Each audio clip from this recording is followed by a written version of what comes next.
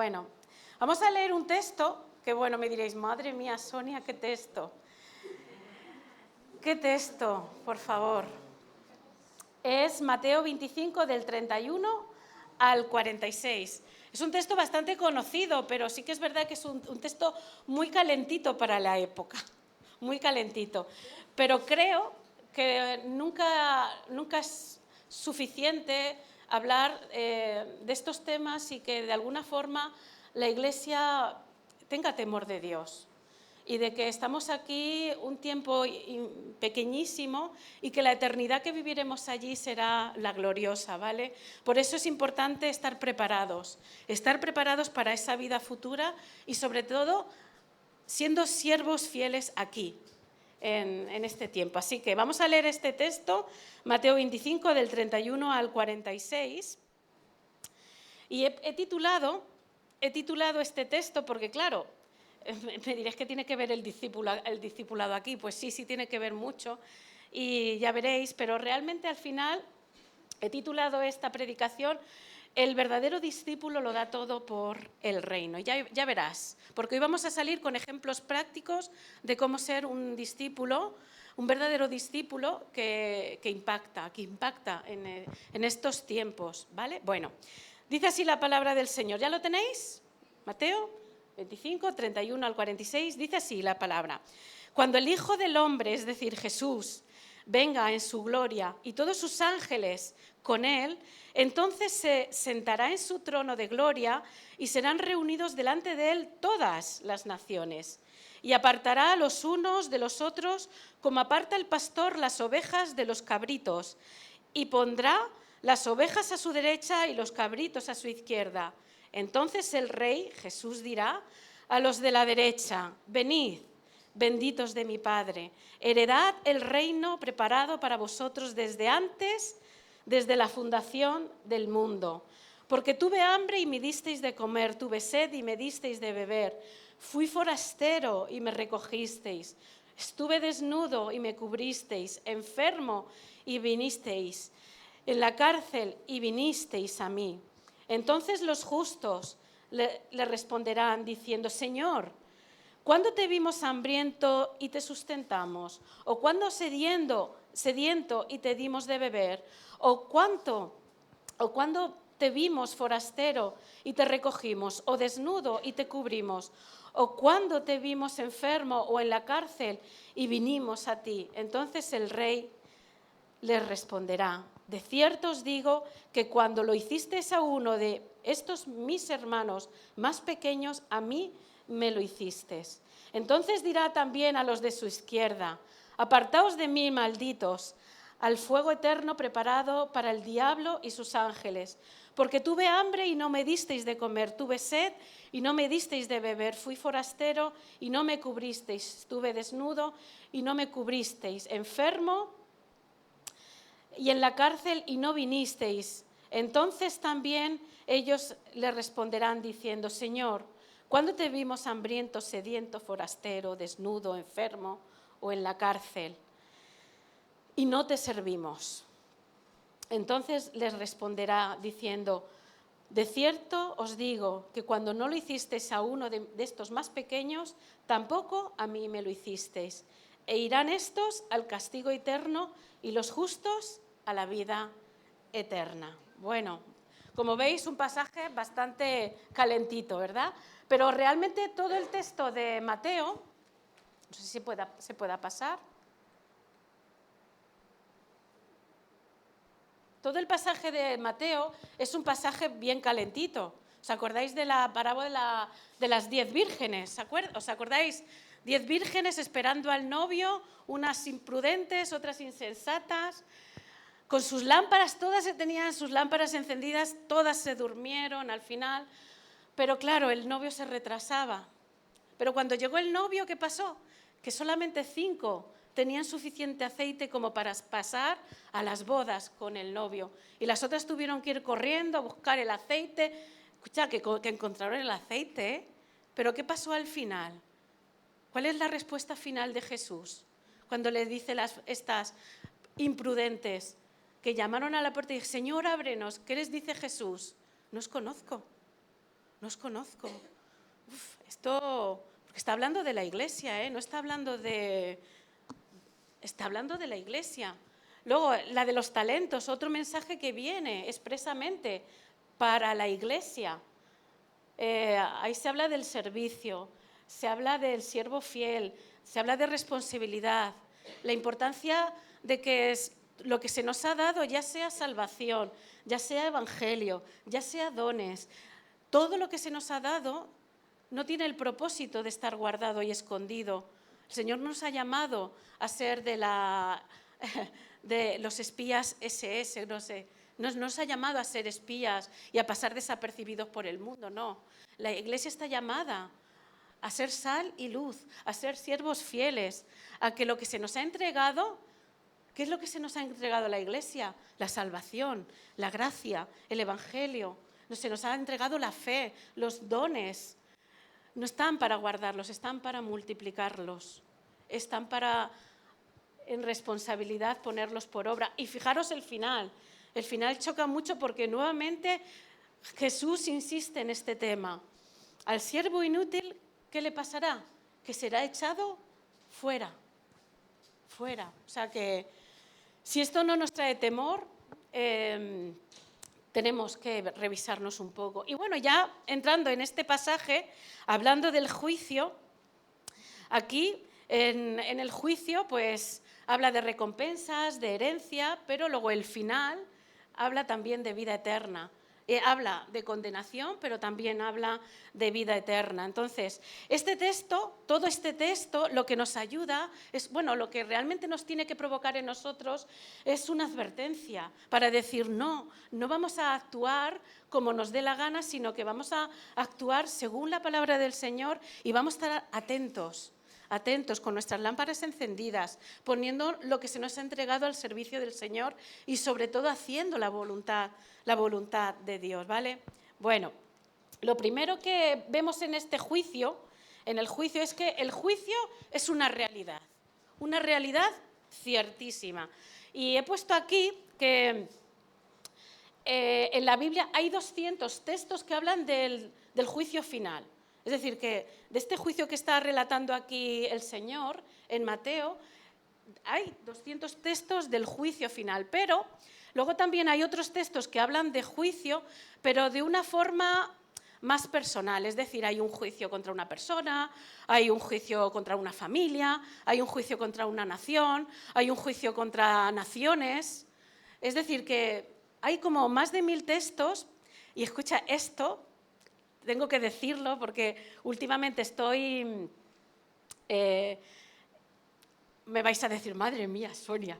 Bueno, esto me lo ha dicho ChatGPT y lo he comprobado porque nosotros tenemos también una Biblia digital de estudio, o sea que creo que el ChatGPT va a Logos. Yo creo que sí, Bueno, vamos a dejarlo ahí.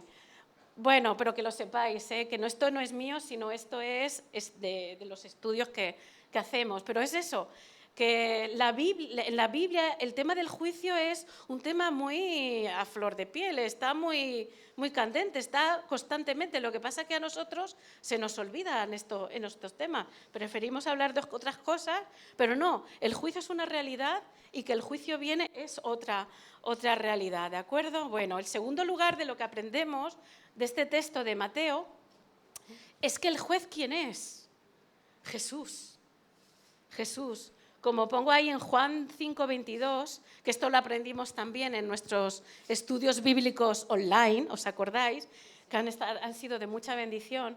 Aprendimos de que el juez es Jesús, porque el Padre a nadie juzga, sino que todo el juicio dio ¿a quién? A Jesús. Incluso un poquito más adelante le dio autoridad de hacer juicio por cuanto es el Hijo del Hombre. Es decir, que lo que vimos en el estudio bíblico es que ¿quién tiene derecho a ser juez? Nada más que Jesús. ¿Por qué? Por sus méritos en la cruz. Porque Él, siendo hombre, bajó a la tierra, se hizo hombre y sobre todo murió en la cruz.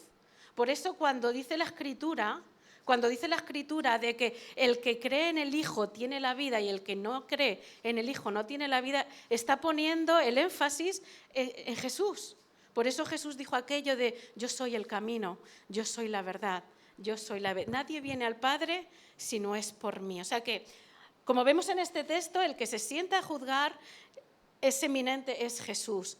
Lo que pasa es que el juicio del Señor, qué bueno es. Qué bueno es, porque el Señor es el que verdaderamente nos conoce. Y luego hay otro texto que he querido ponerlo más que nada para que entendamos, porque ya Pablo lo desarrolló el tema del juicio. Y también en el Nuevo Testamento hay muchos pasajes que hablan y que dice, aquí no está hablando del mundo en general, ¿vale? Aquí está hablando de que todos nosotros compadeceremos ante el tribunal de Cristo, para que cada uno reciba según lo que haya hecho en medio del cuerpo, sea bueno o sea malo.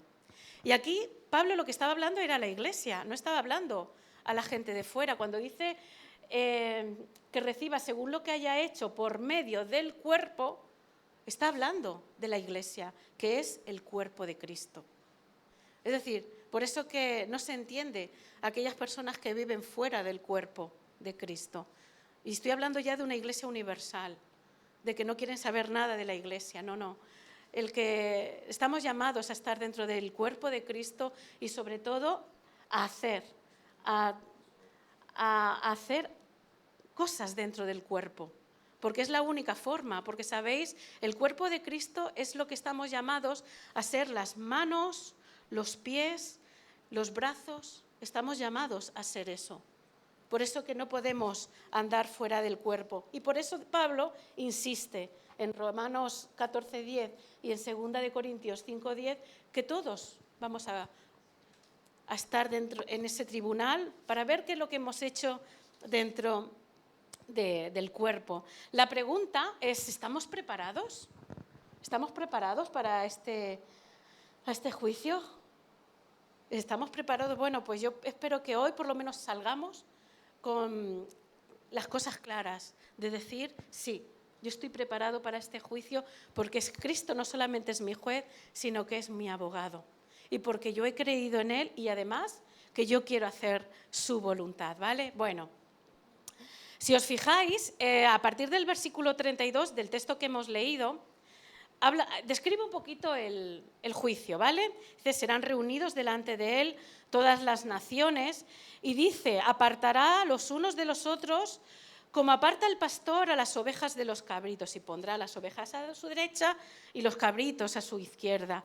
Y aquí lo que me maravilla es que Jesús hasta aquí, hasta contando cosas del juicio, habla en parábola, habla contando cosas que los de allí sabían perfectamente lo que estaba hablando, porque eran símiles conocidos, eran analogías conocidas.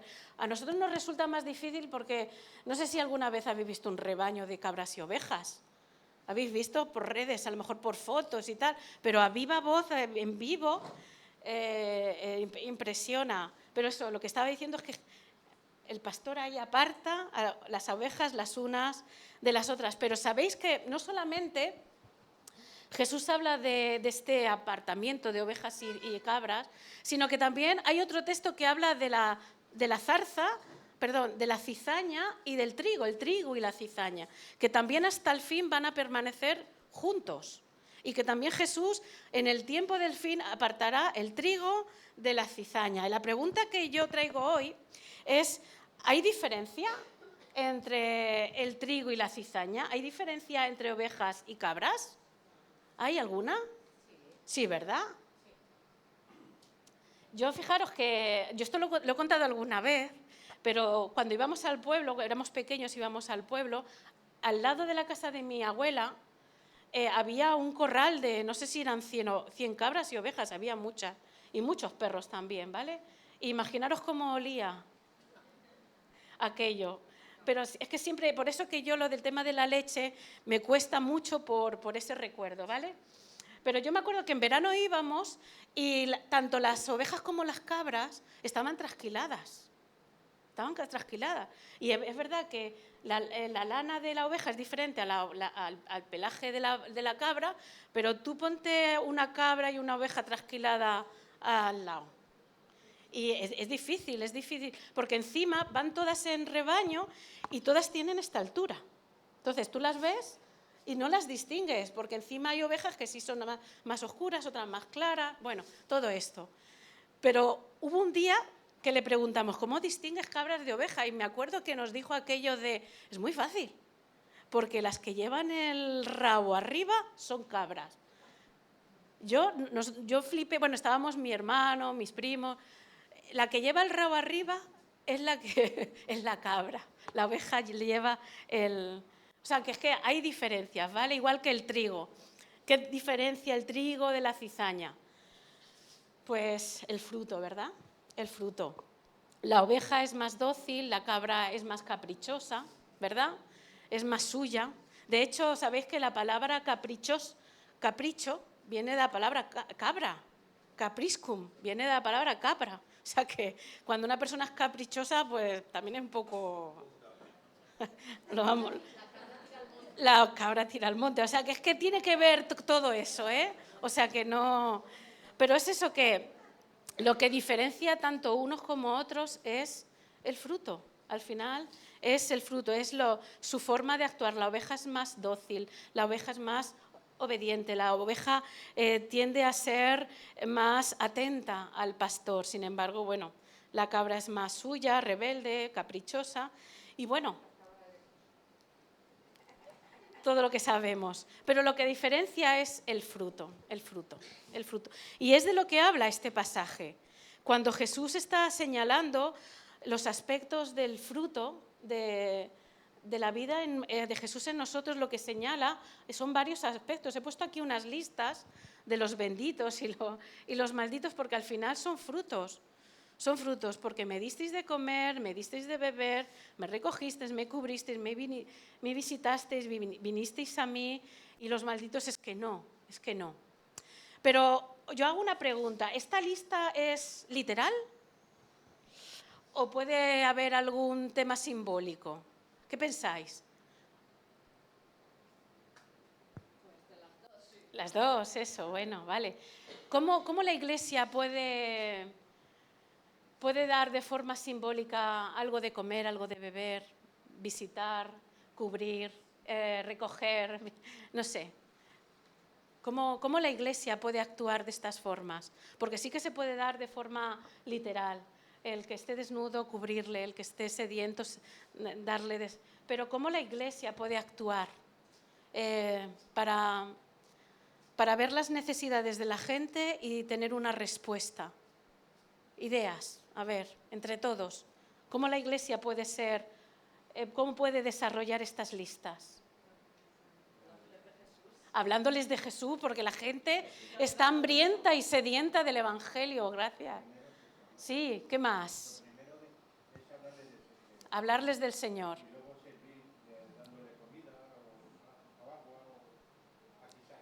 Sí, y se sigue haciendo. ¿Qué más?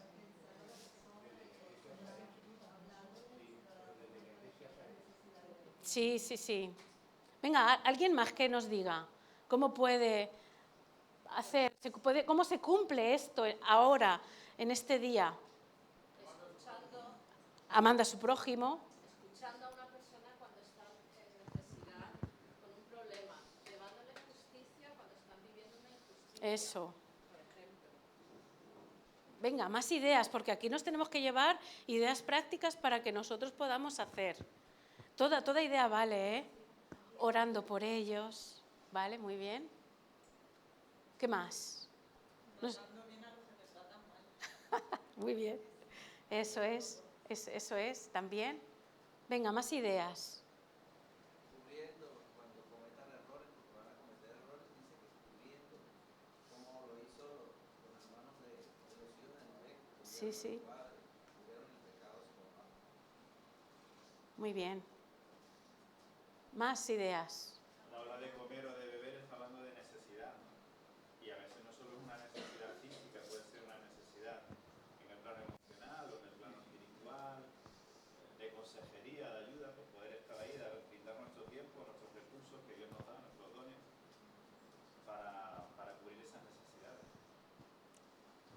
¿Alguien más que quiera compartir? Porque si os fijáis, todo esto de lo que habla es de una iglesia que se relaciona. Esto habla de relación. Lo que está tratando aquí Jesús es decir, la iglesia está siendo sal, está siendo luz, se está relacionando con el prójimo que necesita. Esto nos habla de relación y es que es lo que estamos viendo estos últimos tiempos. Si no nos relacionamos, muy difícil podemos ser sal y luz.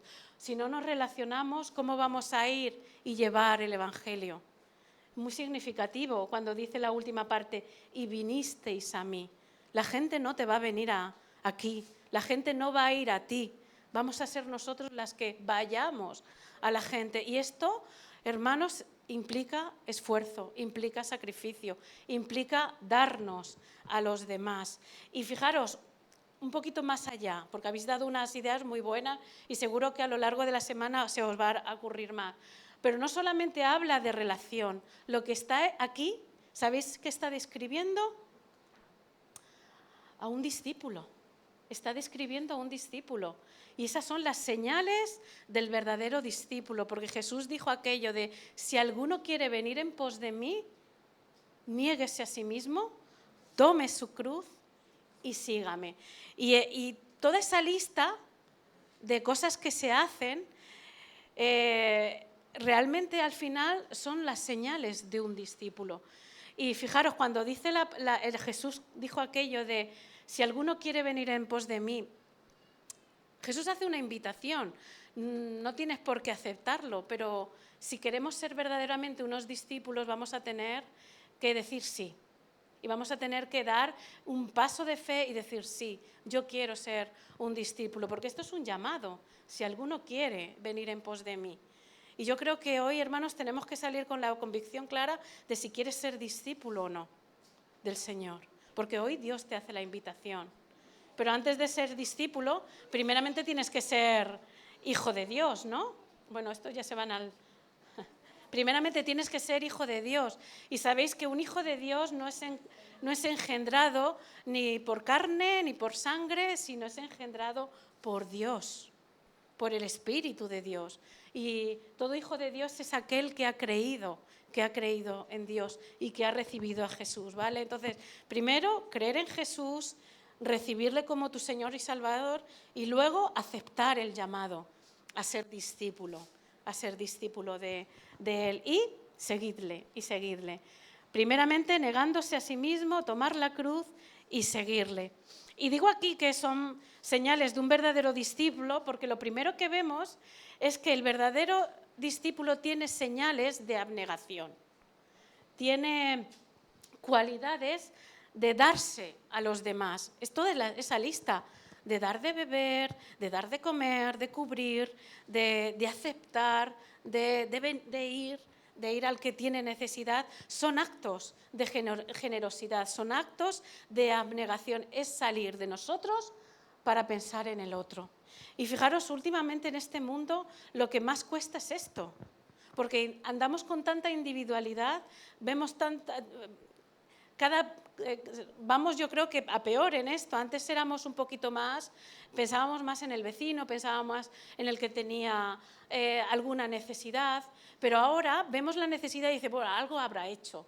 Vemos a alguien que está en la calle, bueno, a saber qué habrá pasado, a ver qué habrá hecho con la familia. Es decir, que siempre encontramos un porqué, siempre encontramos una razón. Y no, hermanos, no hay razones, no hay porqués, es tender la mano, es estar presto a ser abnegados y a ser generosos con lo que se nos ha entregado, ¿vale? Entonces, la primera señal del discípulo es aquel que se niega a sí mismo. Y esto lo dice el apóstol Pablo en 1 Corintios 13, que habla del amor, cuando dice, el amor no busca lo suyo. ¿Creéis que la Iglesia hoy por hoy buscamos lo nuestro? ¿Buscamos lo que es de uno propio? Pues entonces no estamos siendo discípulos, no estamos encaminados, no estamos haciendo la voluntad de Dios. Si buscamos lo nuestro, no estamos ni cumpliendo la ley de Cristo, que es el amor, porque el amor no busca lo suyo. Incluso el apóstol Pablo decía en 2 de Corintios 12, 15, dice, yo me gastaré a mí mismo y aún me gastaré de lo mío. Es decir, la abnegación no solamente surge de un amor, de un corazón que ama, sino un corazón que se sacrifica. Un corazón que y hoy por hoy, hermanos, esto es lo que nos cuesta más. Nos podemos sacrificar por un hijo, por un familiar, pero por un desconocido, ¿nos sacrificamos? ¿Por alguien que lo necesita y que no lo conocemos de nada? ¿Nos sacrificamos? Esto tenemos que llevarlo a examen, porque si no estamos obrando así, vamos a estar en otras listas, pero no en las de los benditos. Si no lo hacemos, es que no vamos a estar en esa lista de los benditos. Por mucho que nosotros pensemos y digamos, no. La Iglesia tiene unos parámetros de conducta y durante 2000 años la Iglesia ha transformado la sociedad, siendo generosa, siendo altruista, siendo dadivosa, siendo de ayuda. La Iglesia tiene que seguir mirando al necesitado, tiene que seguir mirando hacia afuera. ¿Qué problema hay cuando la Iglesia mira para sí? Ahí es cuando perdemos el norte, ¿vale? Bueno, no quiero alargarme mucho más porque quiero terminar en 5 minutos, pero sí que es la primera señal, abnegación, negarse a sí mismo. Este es el discípulo, el que se niega a sí mismo. Lo segundo que Jesús dice, tome su cruz. Y fijaros, yo cuando me convertí pensaba que la cruz era llevar la cruz de Cristo. Bueno, qué herejía más grande, porque no se trata, hermanos, de llevar la cruz de Cristo. Aquí lo que Jesús está hablando es tomar la cruz, es tomar la responsabilidad que se nos ha entregado como Iglesia. Y claro que es una cruz, porque implica un sacrificio, implica una renuncia, implica un amor hacia los demás. Y esto es lo que a veces nos cuesta entender, de que todos somos responsables. Si eres hijo de Dios y quieres ser su discípulo, estás llamado a tomar la cruz del Señor y a tomar la responsabilidad de hacer todo lo que dice esa lista, ya sea literal o no literal. ¿Estamos dispuestos a renunciar a nosotros mismos y cumplir toda esa lista que el Señor nos propone? Porque así es como al final la Iglesia transformó esta sociedad. Hace 2000 años, hace 500 años, y si la Iglesia transforma es porque la Iglesia toma su lugar de responsabilidad. Y claro que implica una cruz. Y claro que porque al final lo que se asemeja es lo que Jesús hizo en la cruz. Jesús también tomó su cruz. ¿Cuál fue la cruz de Cristo? ¿Cuál fue lo que Él tuvo que cargar sobre sí? Los pecados, por nosotros. Esa fue la cruz, esa fue su responsabilidad. Y aquí estamos llamados a ser nosotros también responsables, a tomar nuestra responsabilidad. Y esto no es solamente para pastores, ministerios, evangelistas, no. Esto está para todos y cada uno de nosotros, para la Iglesia. Y todos somos llamados. Y si aludimos nuestra responsabilidad, igual las señales del verdadero discípulo no están escritas en nuestras vidas y en nuestro día a día. Así que, si queremos ser unos verdaderos discípulos, vamos a tener que asumir la responsabilidad que se nos ha dado y ser verdaderos discípulos cumpliendo nuestra misión. Y la misión no es solamente para unos pocos, la misión es para todos. Y en este sentido, la Iglesia tiene que quitar un poquito la mentalidad de mies y tener mentalidad de obrero. Pensar más que somos nosotros los responsables de que este mundo no cambie. No sé si en esta semana habéis tenido la conversación, porque es que yo la tengo toda la semana, incluso a veces todos los días. ¡Oh, este mundo cómo está de mal! Te subes al ascensor, ¡oh, este mundo cómo está de mal! Nos quejamos, pero ¿qué hacemos? ¿Qué hacemos nosotros? Nosotros tenemos la capacidad, porque está el Espíritu Santo con nosotros. Tenemos la capacidad de transformar, aunque sea nuestro pequeño entorno. nuestro pequeño entorno. Y a lo mejor a ese vecino que viene tan pesimista porque la vida está tan mal, pues a lo mejor necesita un rayo de esperanza. Pues es la Iglesia la que tiene que empezar ahí, a mostrar, a dar esperanza, a dar paz en medio de guerra, a dar amor en medio de odio. Esos son las señales de la Iglesia. Pero claro, si no nos relacionamos, ¿cómo vamos a hacer? ¿Cómo vamos a ser discípulos? ¿Vale? O sea que el kit de la cuestión es eso: negarse, tomar la cruz, la responsabilidad y sobre todo relacionarnos. ¿Por qué dijo Jesús lo de sígueme? Más que nada porque lo que estamos llamada la Iglesia, lo que está llamado es a seguir las pisadas del Maestro. Y si Jesús tuvo que padecer, si Jesús tuvo que sufrir, Jesús tuvo que sufrir tanto, no pensemos que nosotros tenemos un camino mejor, o que nosotros tenemos un camino de rosa preparado para nosotros. No, el verdadero discípulo va a seguir las pisadas del Maestro. Lo bueno es que las pisadas del Maestro siempre traen gloria. Por eso dice la palabra, de gloria en gloria seremos transformados. ¿Por qué? A la imagen de Jesús, ¿vale? Entonces, las señales del verdadero discípulo, una invitación. ¿Quieres aceptar esta invitación? ¿Quieres asumir el reto de dejar de pensar en ti y empezar a pensar en otros? A cumplir la lista de dar de comer, dar de beber, visitar, cubrir, ir, relacionarte, ser sal y luz, porque es lo que está llamada la Iglesia. ¿Estamos dispuestos a tomar esa responsabilidad y seguir las pisadas del Maestro? Que yo sí, y no quiero dejar un día más sin decirlo.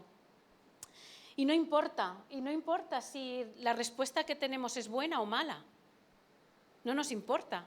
No nos importa si las personas a las que hablamos, a las que tendemos la mano, a las que visitamos, a las que mostramos amor, da igual. Porque tuve una conversación hace poco en un hospital que alguien me decía: jolín, estoy ya cansada. Era una mujer, claro, ya he dicho.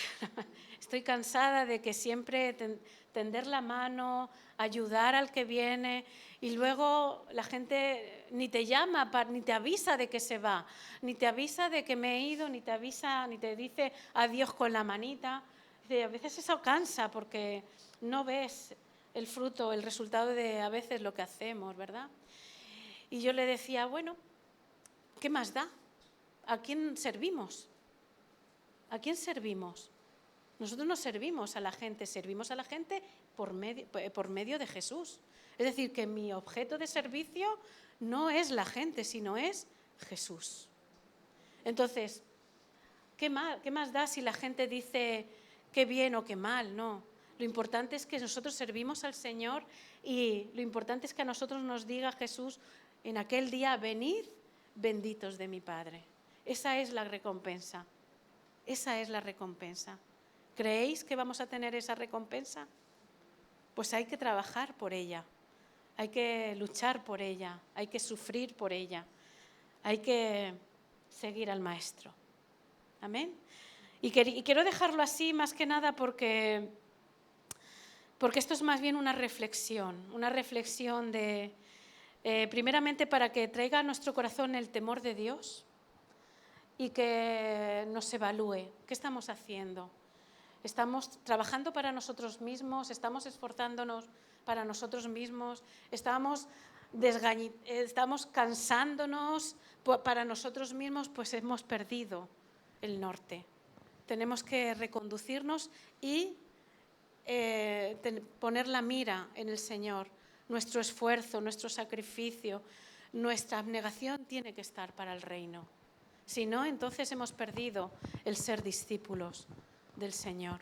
Y fijaros que cuando celebramos la mesa del Señor, lo que estamos diciendo es que nosotros un día celebraremos esta mesa del Señor.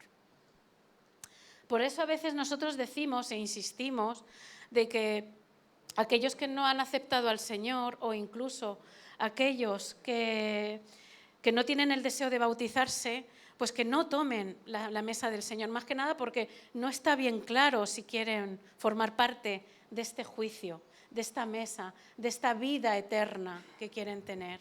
Pero hoy es el momento.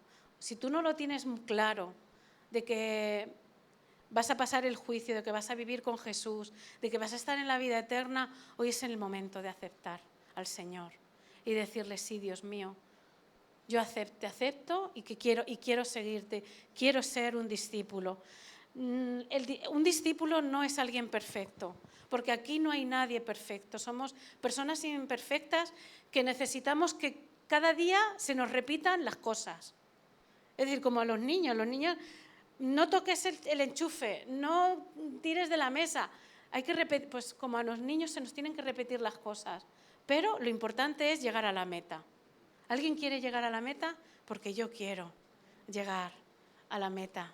Yo quiero llegar a la meta y por lo menos que esperar las palabras del Señor, venid, benditos de mi Padre. Quedaos con esa frase.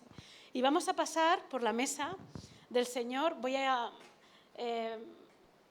pedir que 2 personas oren por el pan y por el vino. Si os acordáis, el pan simboliza el cuerpo de Cristo y el vino simboliza su sangre vertida.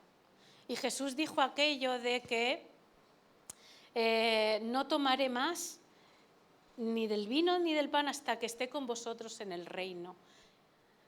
Y tener con claridad, tener con seguridad de que esto que celebramos aquí lo celebraremos allí con Él, es que tiene que traer gozo a nuestras vidas. Y si tú has dicho sí al Señor y si te quieres bautizar, puedes participar de la mesa, porque entonces tienes seguro tu lugar allí, en la mesa, ¿vale? Entonces, 2 personas que oren, por favor, por el vino y por el pan, y luego pues podemos pasar. El que quiera está invitado a la mesa del Rey. Así que, bueno, con libertad el que quiera, puede orar. Gracias, Señor.